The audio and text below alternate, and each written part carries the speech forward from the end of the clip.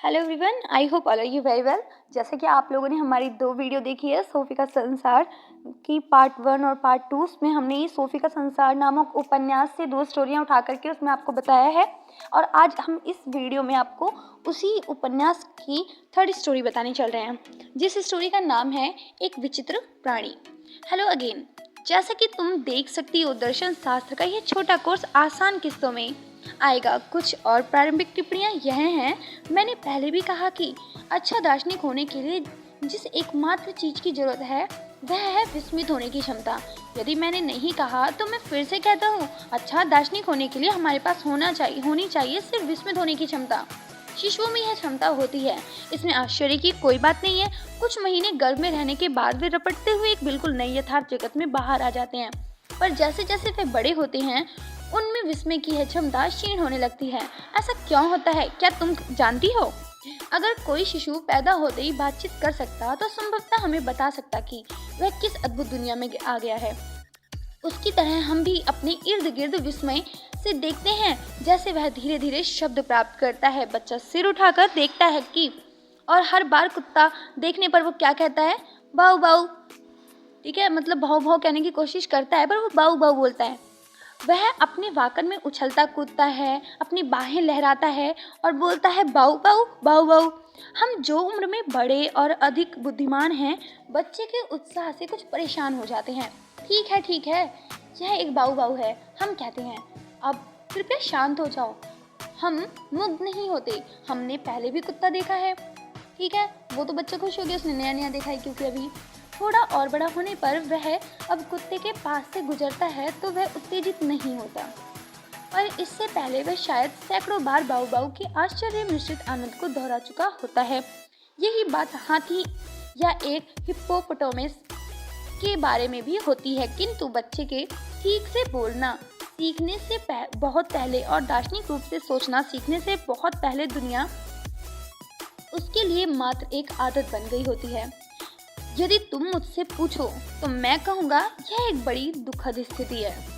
मेरी चिंता यही है कि प्रिय सोफी, तुम बड़ी होकर उन लोगों जैसी ना बन जाओ जो दुनिया को जैसी यह है वैसी ही स्वीकार करके चलते हैं। अतः इसे सुनिश्चित करने के लिए हम विचारों के विषय में कुछ प्रयोग करेंगे और उसके बाद ही इस कोर्स में आगे चलेंगे। तुम सोचोगी मैं तो एक असाधारण प्राणी हूँ। हाँ, मैं एक रहस्यमय प्राणी हूँ। तुम्हें लगता है मानो तुम एक वशीकरण नींद से जागी हो। मैं कौन हूँ, तुम पूछती हो। तुम जानती हो कि तुम इस ब्रह्मांड में एक ग्रह पर इधर उधर भटक रही हो, किंतु यह ब्रह्मांड है क्या? यदि तुम स्वयं को इस तरह खोज निकालो तो समझ लो मंगल ग्रह वासी जैसे रहस्यमय प्राणी की खोज होने लगी। तुम न केवल बाह्य अंतरिक्ष के एक प्राणी को देख पाओगी, तुम्हें अपने अंदर गहरे कहीं यह अनुभव होगा कि तुम स्वयं भी एक असाधारण प्राणी हो। मेरी बात समझ में आई ना सोफी? अच्छा, आओ हम विचार का दूसरा प्रयोग करते हैं। वैसे ऐसा कभी नहीं होगा कि तुम किसी दूसरे ग्रह के प्राणी से मिलो। हमें यह भी नहीं मालूम कि अन्य ग्रहों पर जीवन है भी या नहीं, किंतु शायद किसी दिन तुम्हारा स्वयं से सामना हो जाए। एक दिन अचानक तुम ठिठक जाओ और स्वयं को पूरी तरह एक नई रोशनी में देखो। एक दिन जंगल में चलते हुए, यह भी हो सकता है तुम्हारे साथ। किंतु एक दिन सवेरे मम्मी पापा और 2 या 3 साल का छोटा टॉमस रसोई में बैठे नाश्ता कर रहे हैं। थोड़ी देर बाद मम्मी उठकर सिंक की तरफ जाती हैं और पापा ऊपर उड़ने लगते हैं और छत के नीचे हवा में तैरते हैं, जबकि छोटा टॉमस उन्हें देख रहा है। सोचो तब टॉमस ने क्या कहा होगा? शायद वह अपने पापा की ओर इशारा करके कहता है, पापा उड़ रहे हैं। टॉमस निश्चय ही इस दृश्य से आश्चर्यचकित होगा, लेकिन वह तो प्राय चकित हो जाता है। पापा हर रोज इतनी अजीब चीजें करते हैं कि नाश्ते की मेज पर थोड़ी सी उड़ान भी उनको कोई अंतर नहीं पड़ता। हर दिन पापा एक अजीब मशीन द्वारा दाढ़ी बनाते हैं। कभी कभी वह छत पर चढ़ जाते हैं और टीवी एरियल को घुमाते हैं, या वह गाड़ी का बोनेट खोल अपना सिर उसमें धंसा देते हैं और जब सिर बाहर निकालते हैं तो मुंह पर कालिख लगी होती है।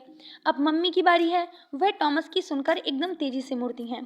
तुम सोचो, पापा को रसोई की मेज के ऊपर तैरते देखकर उनकी प्रतिक्रिया क्या होगी। मुरब्बे का मर्तबान उसके हाथ से छूट जाता है और वह डर कर चीखती है। पापा के अपनी कुर्सी पर वापस आ जाने पर संभवतः उन्हें डॉक्टरी देखभाल भी की जरूरत पड़े। उन्हें अब तक बेहतर टेबल मैनर्स सीख लेने चाहिए थे। तुम सोचो, टॉमस और उसकी माँ की प्रतिक्रिया अलग अलग क्यों है। इस सब का कुछ संबंध आदत से है। इस पर ध्यान दो। मम्मी ने यही सीखा है कि लोग उड़ नहीं सकते, जबकि टॉमस को अभी यह जानना है। वह अभी ये नहीं जानता कि आप दुनिया में क्या कर सकते हैं और क्या नहीं कर सकते। किंतु सोफी, दुनिया की बात करें, क्या ख्याल है तुम्हारा? क्या दुनिया वह सब कर सकती है जो वह कर रही है? दुनिया भी तो अंतरिक्ष में तैर रही है। दुख की बात तो यह है कि हम जैसे जैसे बड़े होते हैं न केवल गुरुत्वाकर्षण की शक्ति के ही आदी होते जाते हैं, अपितु बहुत थोड़े समय में ही दुनिया हमारे लिए एक आदत बन जाती है। ऐसा लगता है कि बड़े होने की लालसा में हम दुनिया के प्रति आश्चर्य करने की क्षमता खो जाते हैं और ऐसा होने के दौरान हम महत्वपूर्ण मूलभूत केंद्रीय क्षमता खो बैठते हैं। ऐसी क्षमता जिसे दार्शनिक पुनः स्थापित करने का प्रयास करते हैं। कहीं हमारे अंदर कोई चीज़ हमें बतलाती रहती है कि जीवन एक बहुत बड़ा रहस्य है। इसका हमने एक समय अनुभव किया था। यह उस समय की बात है जब हमने अभी विचार करना तक नहीं सीखा था। मैं इसे और संक्षेप में कहता हूँ। यद्यपि दार्शनिक प्रश्नों से हम सभी का सरोकार है, किंतु इससे हम सब दार्शनिक नहीं बन जाते। अनेक कारण से अधिकांश लोग रोजमर्रा के जीवन में इतना उलझ जाते हैं कि संसार के प्रति उनका विस्मयकारी भाव पृष्ठभूमि में खो जाता है। वे रेंगते हुए खरगोश के मुलायम फर में गहरे अंदर तक उतर जाते हैं, वहाँ आराम से खो जाते हैं और फिर सारा जीवन वहीं बने रहते हैं। जैसे जैसे वे बड़े होते जाते हैं, आश्चर्यचकित होने की उनकी क्षमता घटती प्रतीत होती है। ऐसा क्यों होता है? क्या तुम इसका कारण जानती हो? कल्पना करो कि तुम एक दिन जंगल में घूमने निकलती हो। अचानक तुम्हें अपने सामने एक अंतरिक्ष यान दिखलाई देता है। एक छोटा सा मंगल ग्रह वासी उस अंतरिक्ष यान से बाहर आता है और तुम्हारे सामने खड़ा हो जाता है। अब वह तुम्हें देख रहा है। उस स्थिति में तुम्हारे मन में क्या विचार आएंगे?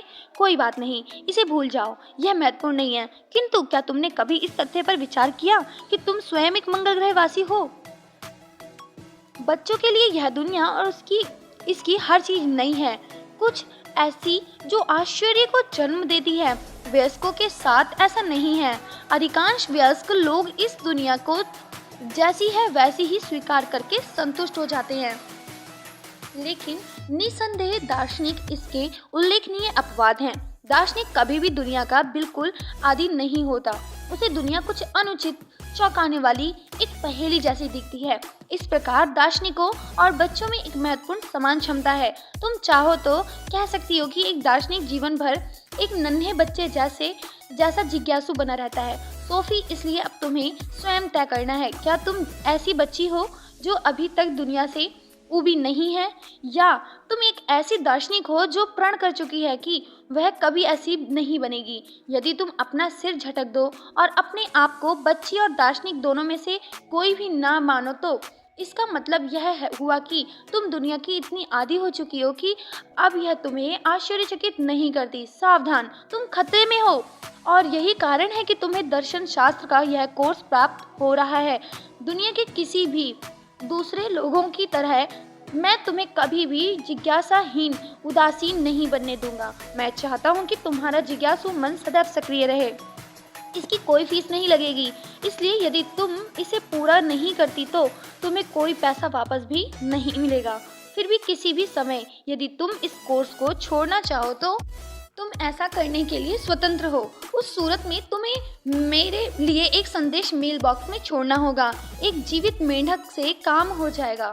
कोई हरी चीज रहे तो ठीक है, नहीं तो डाकिया डर जाएगा। सार रूप में कहूँ, एक जादुई टोपी से एक सफेद खरगोश बाहर निकाला जाता है जो कि यह बहुत बड़ा खरगोश है, इसलिए जादू के करतब को दिखाने में अरबों वर्ष लग गए हैं। सभी नश्वर प्राणी खरगोश के बालों के बिल्कुल किनारों पर पैदा होते हैं, वहाँ जहाँ वे ऐसी स्थिति में होते हैं कि जादू के करतब की असंभवता पर आश्चर्य कर सकते हैं। किंतु जैसे ही उनकी उम्र बढ़ती जाती है, वे फर के अंदर गहरे जाने में लग जाते हैं और अंदर पहुंचकर वे वहीं बने रहते हैं। वे वहां इतने आराम में होते हैं कि धीरे धीरे वापस बाहर आने की जोखिम कभी नहीं उठाते। केवल दार्शनिक ही भाषा और अस्तित्व के बाहरी छोरों की चरम सीमा पर पहुंचने के जोखिम भरे अभियान पर निकलते हैं। उनमें से कुछ रास्ते में गिर पड़ते हैं, किंतु कुछ दुस्साहसपूर्वक इस अभियान में डटे रहते हैं और उन लोगों पर चिल्लाते रहते हैं जो आराम की कोमल नींद में गहरे पड़े हुए हैं, जिन्होंने स्वयं को जायकेदार भोजन और पेय पदार्थों में ठूंस लिया है। देवियों और सज्जनों, दार्शनिक चिल्लाकर कहते हैं, हम अंतरिक्ष में तैर रहे हैं, किंतु नीचे रहने वालों में से कोई भी उनकी परवाह नहीं करता। चरम आराम की स्थिति में नीचे पाताल की गहराई में रहने वाले लोग चिढ़कर कहते हैं कि कैसे परेशानी पैदा करने वाले लोग हैं ये। कृपया मक्खन इधर सरका दीजिए, आज हमारे शेरों के भाव कितना ऊपर चढ़े। आज टमाटरों का भाव क्या है? क्या आपने सुना है कि राजकुमारी डायना फिरमा बनने वाली है?